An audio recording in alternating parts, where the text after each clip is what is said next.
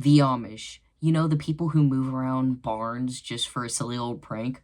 Is that the Amish? You know, the people that don't use electricity, no toilet, not even a drain. They relieve themselves onto Mother Nature herself. Because, you know, if you pee on a tree, you're planting a seed. So that you can grow a whole new little Amish baby. At least that's how I'd imagine the Amish procreate. I can't really imagine them, you know, partaking in the devil's tango. The Amish population is shrinking as we know it. So the Amish, or TLC to be determined, have come up with a brilliant idea, not just for the community, but for a show to, I don't know, entertain us common folk, where 6 ordinary people from like our everyday electronic plugged-in lives will go into these usually closed gates of a community and become one with the Amish. Now, is this staged? Look at who filmed it. But who knows, maybe the Amish community really is dying out, so they had no other choice but to pull from our population to increase theirs. I first saw the trailer for it on TikTok, and now the time has come. It's out. Actually, it came out like 10 days ago. I was busy doing a little bit of dilling and a little bit of dallying. Get off my neck.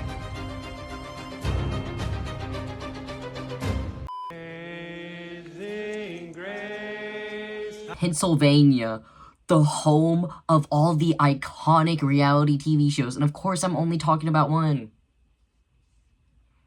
Dance Moms. We're never making it to nationals at this rate. So starting off, we meet the guy, the leader of this certain community, I guess. They call him the bishop. I'm not really educated on the Amish ways, but he gives us a little insight. The first big rule, don't be mean to your bishop. If you're disrespectful to the ordering of your own church, that's just a no-no. That's a big no-no. You know the fundamentals we learn when we first come out the womb? How to chew our food, how to use a toilet, how to walk and not be on our knees for the rest of our lives. The Amish have one more, and it's, don't be nasty to your bishop, man. That's data. Vernon, that's his name, by the way. It is not bishop. Do not get that confused. In fact, that's a big no-no, okay? He just explained the Amish is a lifestyle, a culture, and a religion, all wrapped in one nice little tightly wrapped package. And he goes over some of the rules. Being Amish means obviously abstaining from electricity, cars. They use horses around here, okay, giddy up. No tattoos, no jewelry, and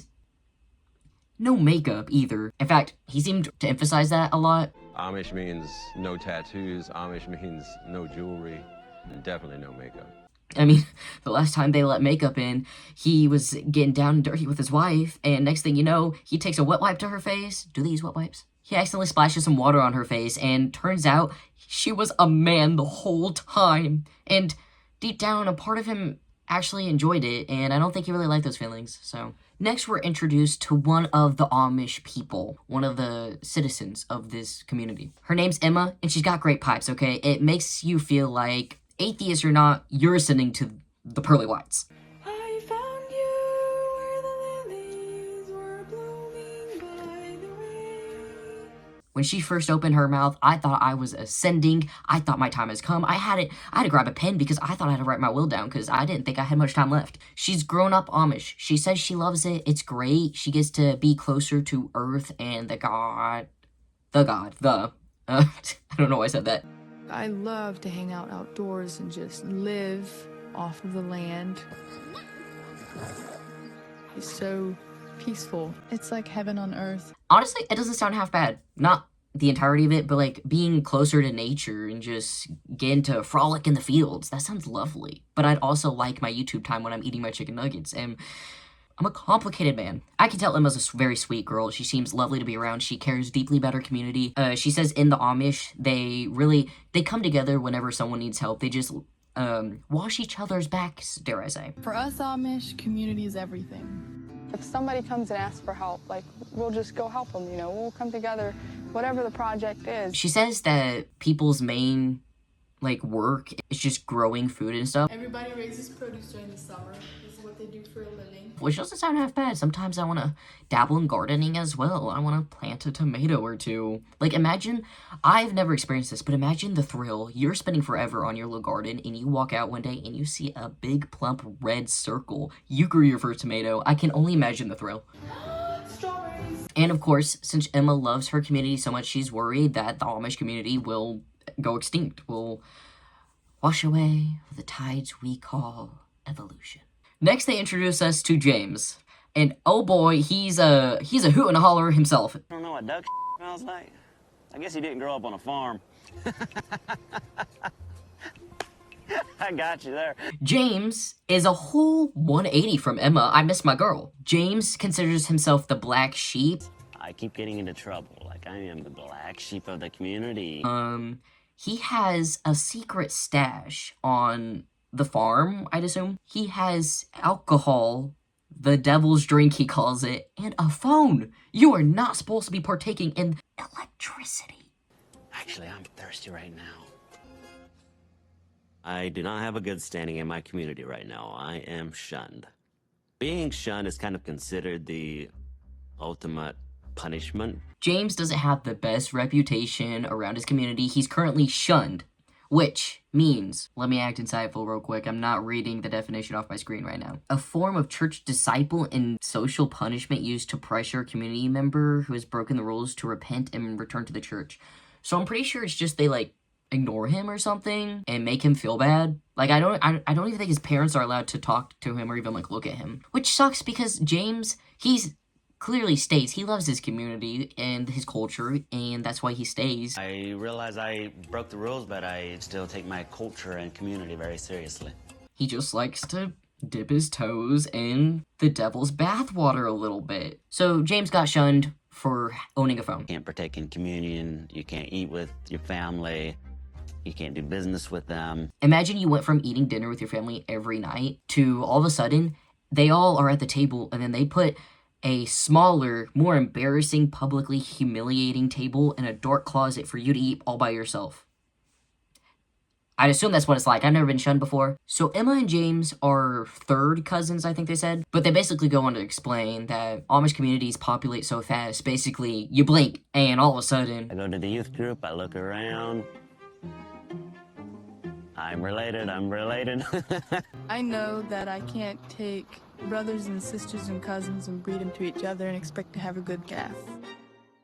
That's just not the way it works. So Vernon, the bishop, goes on to explain that technology is just so tempting to the younger generations. So it's drawing them out of the community, which is also playing a part in their extinction. So he says he's going to take an unconventional. You do not know how many times I just sat here and said that word because it could not come out properly. Take an unconvention. Anyway, he's going about this a different way than I guess other communities would, which is he's bringing in outsiders. And by bringing in outsiders, he's also bringing in a filming crew. So... And I'm sure they're going to want to watch themselves on TV, so I don't think this is going to really help the technology part of your problem, but as I like to say, 2 stones, only 1 bird. I realize not all my brothers would agree with integrating people from the outside, mostly because they're afraid of sin and temptation coming into our Amish circles. So you're probably wondering, how did all of this even come together? Vernon asked someone to basically be the messenger between him and the people to get his idea out there. And I guess TLC caught wind and was like, you're mine now, actually. This was my idea. And you're never gonna guess who that messenger was. It was James. The bishop approached me and asked me if I would help take care of the English that wanted to actually join the Amish, and I agreed to it. James is basically going to help be the in-between because, you know, true Amish people can't interact with, I guess, outsiders and technology and stuff like that. James is offered a chance at redemption. By helping me, I'm offering James a chance at redemption. If he helps. But James needs a chaperone, a girl to accompany him. So he picks Emma. I'll have my cousin Emma help me. So the big, worry is that it's going to cause some, disharmony amongst the community. It's going to bring in a whole bunch of sin. It's going to collapse. It is a risky endeavor for all of us. And there's always the chance that these English might destroy the community. They could cause enough disharmony to the point it topples the church. But I think they're taking this chance because it's going to collapse anyway with how, borderlining extinct they were talking about becoming. So, is there stakes? Is there not? I hope it's well done. Moving on, we are introduced to the 6 English, which is what they call, non-Amish people, but I'm going to call them the normies, like from Monster High. First, we meet Kendra. I believe she said was 32. She's a dancer. She lives in LA. And she goes on to say she doesn't like LA. She's not a fan, actually. LA is so dirty and it's stinky and there's literally poop everywhere. I fear she may have just described the Amish settings as well. I mean, when we first met James, he was talking about poop being under his nails. Who's gonna tell her? She's a dancer and is like looking for auditions and stuff. I don't think she's gonna have a great time finding auditions in the Amish. So I wonder, because I'm pretty sure the Amish, they don't really get like dream careers. They either go to the fields or they go to the supermarket and sell said field items. I don't know. I could be making this all up. I'm not really in the know. Me getting baptized was the hugest thing. Like, I've completely given myself to Christ. And then that's where I get scrutinized, is because people are like, well, you say you're a Christian, but then you're posting all of this like sexy stuff. The Amish are not going to take well. Isn't the Amish all about like modesty for women? Like cover up and not with makeup? Definitely no makeup. So Kendra goes on to say that she did do OnlyFans for a little bit, and at the time she didn't care. She at the time hated herself. At that time I was like, I don't care. It stemmed from me really not having any love for myself. I really did like hate myself so much, and I felt so dirty. Like, I wasn't respecting myself. So, but that's basically her backstory. Kendra, dancer, boom. Likes OnlyFans, boom. A big Christian and big into faith, boom. Does not have a lot of followers, boom. And this girl literally told me she could not be friends with me because I didn't have enough followers. She goes on to say that she saw this opportunity on social media. I first found out about this opportunity on social media, and I was like, a chance to live with the Amish, like, absolutely. Which is like, if I saw that, I'd be like, it's obviously a scam. The Amish aren't on social media. How'd you get this? But moving on, next we get to meet Judah. He's from Kansas City, or Killer City. We don't even call it Kansas City. It's really called Killer City. Basically, his whole gist is he came from a very impoverished hometown. Both? Question mark? Growing up, we didn't have much for real. Money was tight. We had to boil water to get hot water. Everyone died around him. I'm not laughing at that. People die every single day. My best friend died, you know. People die every day around him. His best friend died. I was expecting the list to be a little longer. I guess he just didn't delve into the rest of the victims. If people are dying around you every day, I'm gonna start questioning if you are the cause. In the black community, where I grew up at least, a lot of that stuff, like depression, anxiety, it's like, oh boy, you don't got that. Like, we don't really talk about mental health for real in my community. I guess he's hoping, since the Amish has a much closer community, they will, but I feel like, I know nothing about the Amish, but how are they on mental health and stuff like that? Especially if it's coming from a man. Will they be like, pull up your big boy pants, suck it up, and go feed the pigs? I don't know. Again, I've never been Amish. But basically, since I guess he was struggling with his mental health so much, he wanted to really just go off grid, connect back with nature, and then he saw the post on social media about the Amish looking for no Amish. He goes on and tells his mother his choice about moving to the Amish, because I'd assume he doesn't get to stay in contact with them as much anymore. Now that I'm actually about to do it and have the conversation with her, I'm a little nervous because I know she's going to be caught off guard. And during this talk, he mentions he's got a lot of phobias and he doesn't really do the whole farm stuff. A few different phobias. She knows I don't like to do the farm stuff. That's quite literally the only hobby line of work, the only thing you can really do in the Amish, can you? But I don't know if this one's gonna work out. I'm going to be going to the Amish community for some time. But anyway, the talk was great. I thought his mom was his sister, so I was so confused on what was going on for a hot second. I thought the grandma was his mom. Oh my gosh. Please give me the routine. But anyways, it went great. She was very supportive. Are you for real or? I'm sick. No, the mom obviously has concern. She's like, who are you going with? Where are you living? Who are you living with? Like, who are you going to be interacting with? Who are you living with? Who are you going with? Like, those are the questions that I have. And are you gonna be okay? You don't like bugs. You don't like that outdoorsy stuff, you know. Concerns, because she is his mother, so she knows him best. The grandma during the talk raises a great point that I hadn't even considered. I gotta ask the hard question. I'm not being racist, but are there black Amish people? And I haven't got an answer yet, and I'd like one. So Vernon decides to choose his brother Alan and his brother's wife Sarah to basically take in the new people and show them the ropes and stuff, you know, introduce them to the Amish life, basically be their parents. They're basically being raised again. Alan and Sarah have fostered some English kids and adopted them, so they are more, so they won't really fall for the temptation. His words, not mine. But very sad story. Alan and Sarah lost a young boy of their own. They say he had an accident. He wandered out and had an accident. Very sad. Tears were shed. So that's why they adopted and fostered. So basically the 6 new people will have a month to get accustomed to them Amish ways and just basically see how they behave. And then at the end of the month, there will be a day of reckoning. Prepare them for the day of reckoning. Just to see if they can continue living this style of life or not. But I'm gonna be honest, when I heard Day of Reckoning, I got a little scared because usually with cults, I'm not saying the Amish is a cult, but I'm just saying from the TV shows I've watched, Day of Reckoning really does sound like they're about to all drink some Kool-Aid and test their will, if you know where I'm getting at. So that scared me a little bit, but I don't think that's allowed on TV anyway, so I don't think that's the route this is going. So remember how I said this is basically James' test to get unshunned and get a redemption? He literally says himself he does not think the English people are going to make it more than a few days. I don't expect these English to last more than a couple of days. They're going to want to go back to their easy life. James, you do realize that if they do not make it the whole month, then you're not getting your redemption, right? I honestly think he just took this to watch the chaos unfold. I don't think he actually cares about getting a redemption. I love James. Now we are introduced to the third English goer. Her name is Esmeralda. She likes makeup. She takes pride in how she presents herself. She said she does not leave the house without makeup.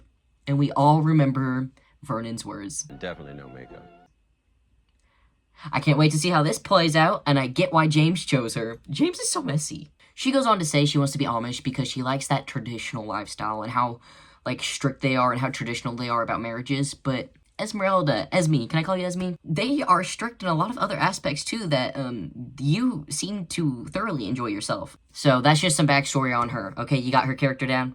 Are you writing all this down? I expected you to. She also goes on to say, like, she's very clearly thinks about how she looks a lot. She also says she wakes up in the morning and the first thing she does every morning is weighs herself. I'm always weighing myself. Like, that's like the first thing that, like, I wake up in the morning, I weigh myself. I, like, go to the bathroom, like, weigh myself. Girl, I've been down that route. It's not fun. But she's sitting there giggling and stuff. She clearly has self-image issues. So I guess her goal is, because, you know, at the Amish, they're all basically wearing the same thing. They don't really care about that stuff. So I'm hoping she finds what she looks for, because that sounds rough. Every time one of the new people pack their suitcase, I'm like, are they allowed to bring that? Do the Amish use suitcases? Or do they put, like, a little wagon on a donkey? So next we meet Aaron. I don't really know much about him. He works out. He lost his virginity at 32. It was not wanted. He states it was not wanted on his half. He wanted to wait until marriage. So you're saying when you lost your virginity, you didn't want to? Correct. Aaron also goes on to say he has a disability, so he's worried how the Amish will, like, take it. I have a disability, and I hope that the Amish are willing to be understanding. Don't ask me what his disability is, because I haven't found out yet. I'd assume they will bring it up eventually, though. But anyways, was that only 4 people? I don't know. Don't ask me. Maybe the Amish use a different, like, counting metric. The new people, they're picked up in this cool little carriage and taken to the, like, communal barn or whatever. I don't really know what to call it. Don't ask me to tell you what their names were again, because I don't remember. But anyways, yeah, they've arrived. Suitcases in tow, except for Aaron. He has a backpack. So I am a little concerned. Do the Amish use suitcases? Because this is going to be real awkward when they throw all their stuff on the ground.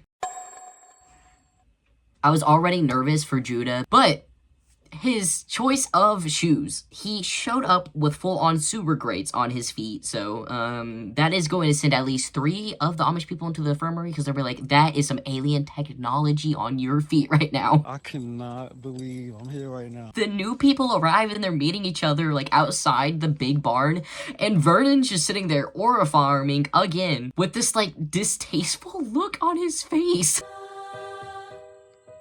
Hey!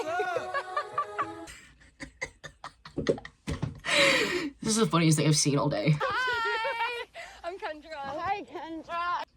He's there! He's just standing there! What is he doing? Why Oh, you know what? He probably saw the girl's makeup, and it brought up some really traumatic memories and feelings that he tried to bury. So let's all try to be a little more understanding. So Billy Joe was confusing at first.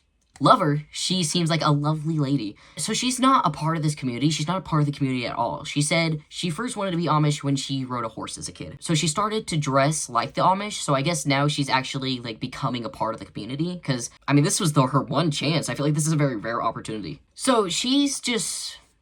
Honestly, I think the Amish is just her special interest. She has a whole room dedicated to just Amish things and dolls.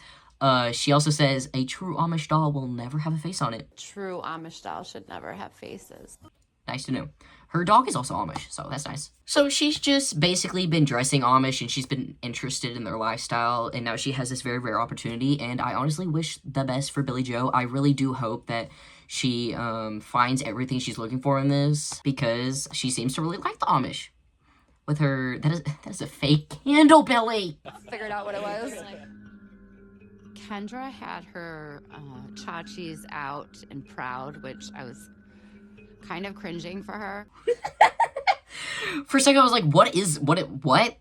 I thought she was talking about her coochie. I was like, what?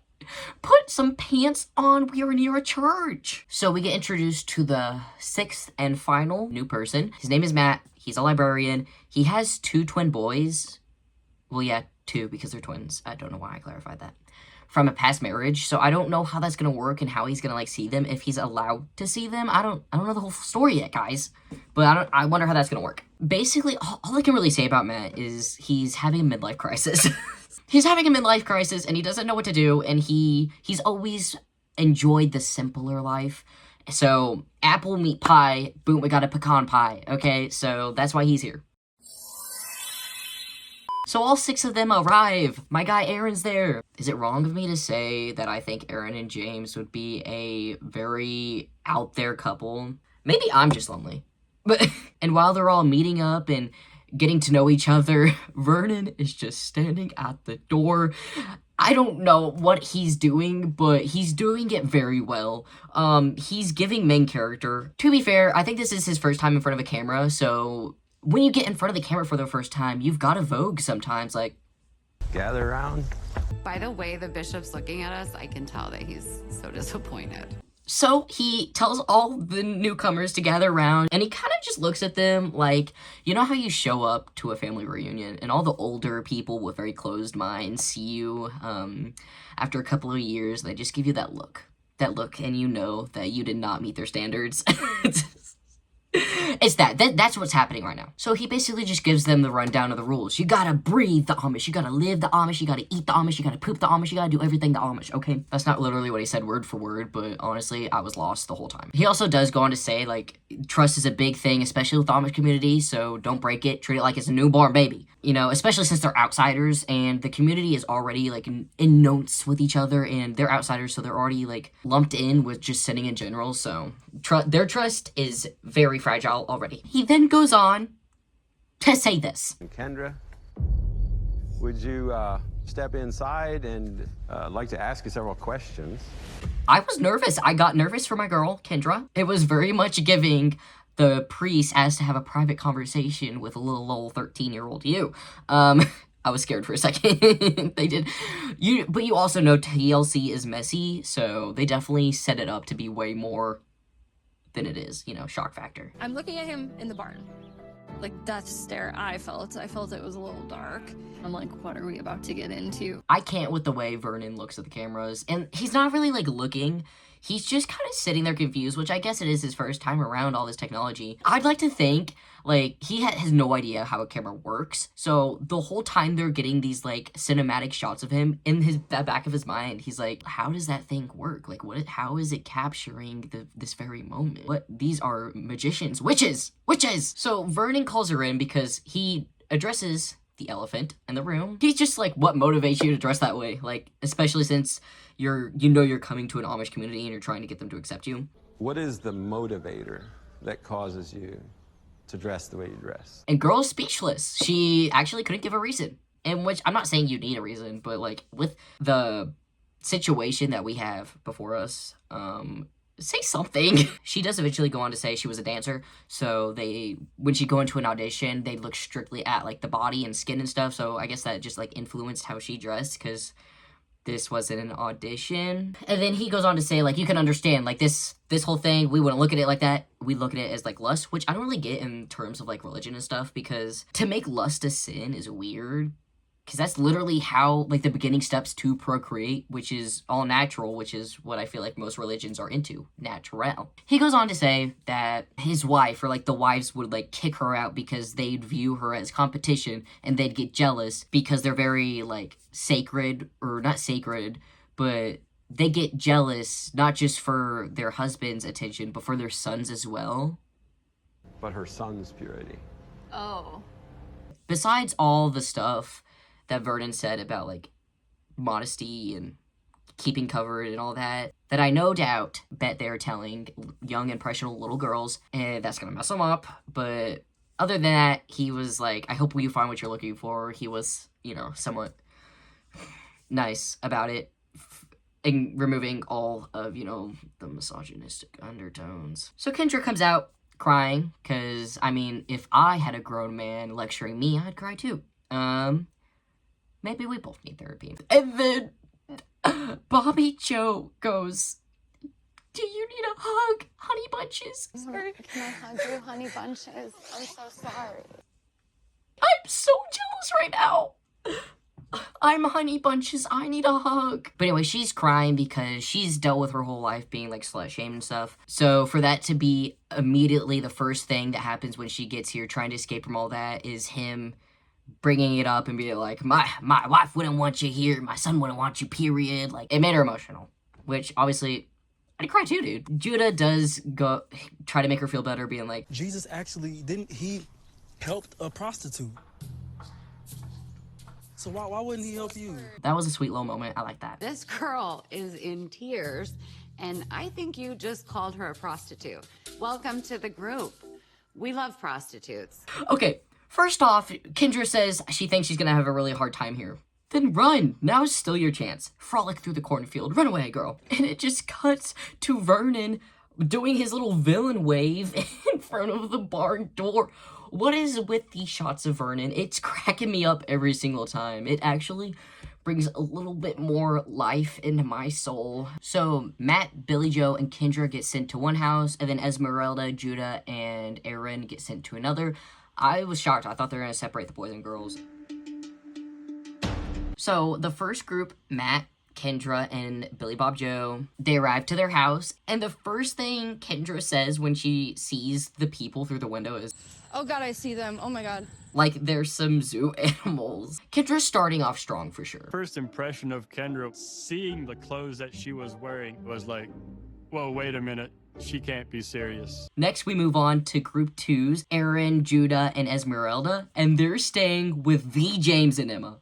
My babies. I feel like I'm gonna love them, and they will do me no wrong during the series. Like, literally, when they first come on screen, they are aura farming as well, just sitting there on their porch, and James goes... Me and Emma are sitting there looking at these worldly people. He calls them worldly people. James is in here for the drama, and I know, I fully believe that. I fully believe he does not care about redemption. He is just here for the chaos. Aaron brings a gift. It's root beer, and I could see the disappointment in James' eyes that it was not the hard stuff. They are told to leave all their stuff on the porch so they don't contaminate the house with worldly things. I told you guys you couldn't bring suitcases. Now all their stuff is going to be thrown in the troughs for the pigs to eat because y'all didn't listen to me. They don't like suitcases. That's technology. James and Emma, I'm guessing they are husband and wife. I want a whole series just on James and Emma because I love the contrast in their, like, personalities. Like, Emma is, like, hardcore for the Amish, and James is too, but he's just a troublemaker, and I love that. I absolutely love this dynamic, and I'm excited to see where it goes. But first, can we please clarify the relationship to the others? They come in, James offers them water, and I guess he's not gonna share his other delightful liquids. That's honestly rude, but you know what, James? You deserve to keep it to yourself. They also have fly traps in the house, which, isn't that a form of technology? What do they consider technology? Does it have to have a screen? Because if it doesn't, because they don't use lights, and lights aren't a screen, so what do they classify as technology? Emma's being a sweetheart. Judah's complaining about how hot it is, which I'm sure I'd be burning up too, and she's like, it's a little warm. Well, I sure she is like perfectly fine. It's warm. It's warm, but... They also say like they have barely any furniture, like they don't have a couch or nothing, they have wooden chairs. Why don't they have couches? Like, are they not allowed to be comfortable when sitting? I don't know. I need to freshen up my Amish knowledge. So we're back at the other house, and Billy Bob Joe has got to go. When you have to poop, you have to poop. There's no waiting. I have to go, and I have to go now. This is gonna make an interesting experience.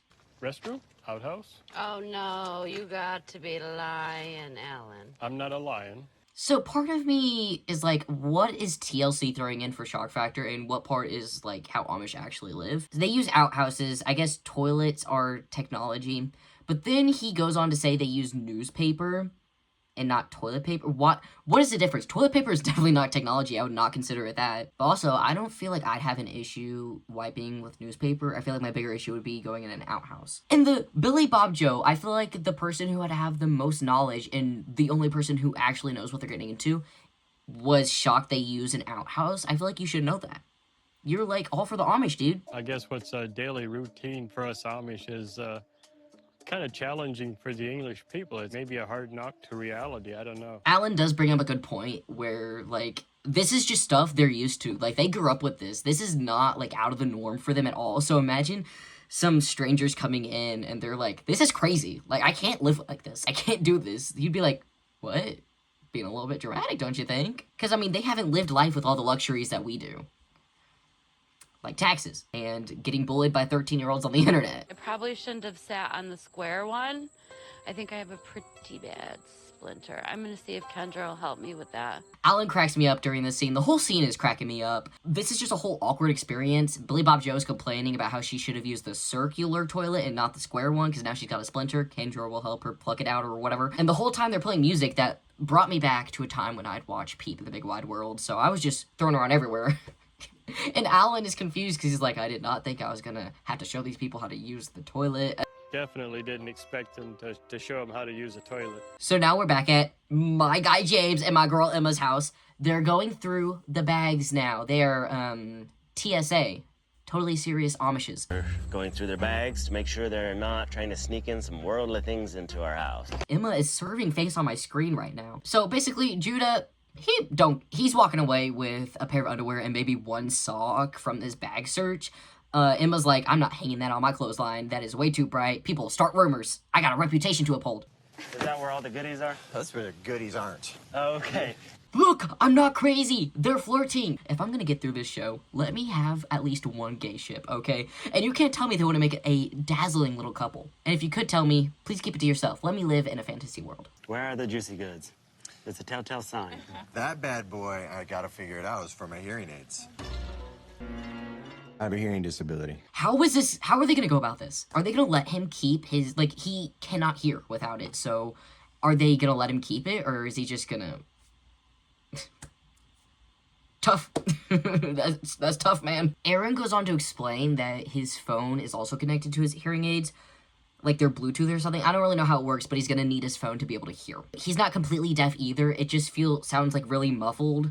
When I first heard him talk, I thought his disability was like, first I was like autism, because he sounds kind of like how I talk, and I was touched by the tism, so I was like, okay, tism twins. But no, it's not it. He just can't hear a little bit. The Amish believe in medical devices if needed. He can have hearing aids, but not some that are connected to a phone. I don't know why he even wants to be Amish if he wants to keep his phone. No, James, sweetie, I love you, but don't you have a secret duffel bag full of alcohol and a phone? That's literally why you were shunned. Your phone. Let's put it in the box and see if we can find you some other hearing aids fairly quick. So Aaron gets upset because James does take the phone. He can't have it. And James is like, well, we're gonna take the phone, but we're gonna try and find you some different hearing aids quick. So I'm hoping they do, because obviously Aaron's upset for good reason. And, you know, James is trying to be accommodating because he said the Amish will use medical devices as needed. So I'm sure there's a pair of hearing aids out there that doesn't need to be connected to a phone. They then go on to oh, I forgot her name again. They go on to search her bag, and they're like, anything we should be worried about in here? And she's like, I don't know what's allowed and what's not. But I feel like we should have brushed up on that before we came here. I feel like I would have looked. Why didn't you look at the rules? You're not even a little curious? So they're obviously, like, taking out all her makeup. She's the makeup girl. And Emma looks honestly intrigued by all this. She's like, whoa.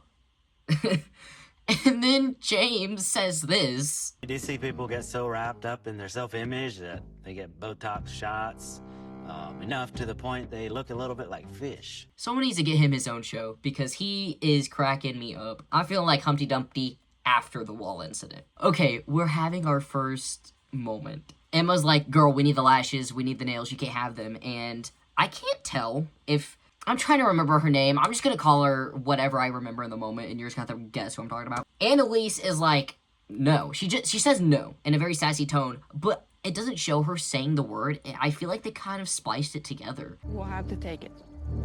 No. Like, she didn't actually say it. I feel like she just stood there in silence. And then James, of course, is like, oh, Houston, we have a situation. Looks like we have a situation here. James says he has no other option but to bring in Alan and Sarah to talk to Esmeralda, that's her real name, to try and make her give up this stuff, because you can't have them breaking the rules on the very first day. And I have a feeling this is about to get, like, emotional, because, you know, I'm sure she's wearing this stuff because she has a really distorted idea of her self-image, and she's obviously insecure. So maybe, hopefully, they'll get to the root of that and help her with it. If you want to milk a cow, you're going to have to take those off. Okay, or maybe not. Okay.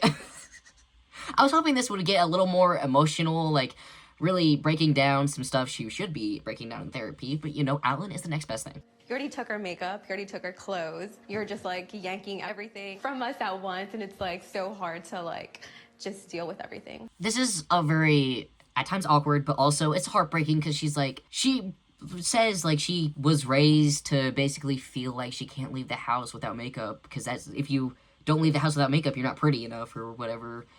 You know, it's sad stuff. And then Emma spits some absolute fire lines. Look, I'm an atheist, but I appreciate how Emma's trying to make her feel better. We want you to be able to feel secure in how God made you. So, what I wanted to happen did not happen. I was hoping they'd be like, dude, you don't need all that stuff. You are beautiful just the way you are. Maybe bring in some religion, I guess, because, like, that's what they do. Just have a heartfelt moment where you're like, you don't need all that stuff. You're beautiful just the way you are. And she's like, you know what? You're right. And hands it over. That does not happen. They don't even go about it that way. They didn't even try to go that way. They basically just go, you want to fit in or not? And then a fly lands on her head, and I was distracted. And you're probably wondering, did she give them up? No. She actually was like, no. If the lashes are that big of a deal, then I don't know, maybe it's just not gonna work out. Just being a little, taking a tone, which is like, I get it, you don't want to give up your stuff, but also, what were you expecting? Why'd you come here in the first place? Then just leave already. Okay. That is it for the first episode. What do we think? So we're leaving off. Esmeralda does not want to get rid of her lashes and nails. James is like, well then, bye.